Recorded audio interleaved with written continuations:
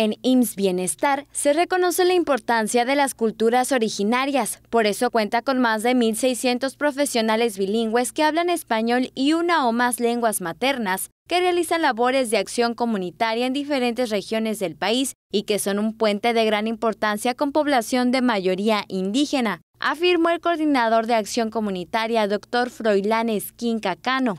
Con motivo del Día Internacional de la Lengua Materna, que se conmemora este lunes, señaló que en México el Instituto Nacional de los Pueblos Indígenas tiene identificadas 69 lenguas, entre las que sobresalen el náhuatl, maya, mixteco, zapoteco y tzetzal, entre otros.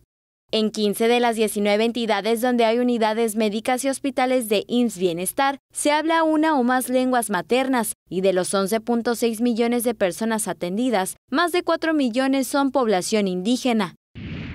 Mucho del trabajo que se hace también es tanto generar información que se construye con el área médica, con los epidemiólogos, para reconocer estas principales afecciones que puede haber en cada uno de los lugares y regiones.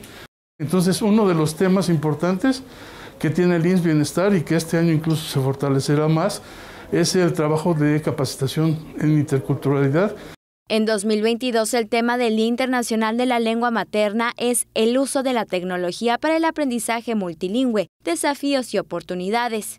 Se fortalecerá el trabajo de capacitación en interculturalidad con el uso de tecnologías que fueron empleadas para acercar el trabajo a las comunidades remotas y para cuidar a la población a causa de la pandemia por COVID-19. Teleyucatán te informa. Teleyucatán te informa.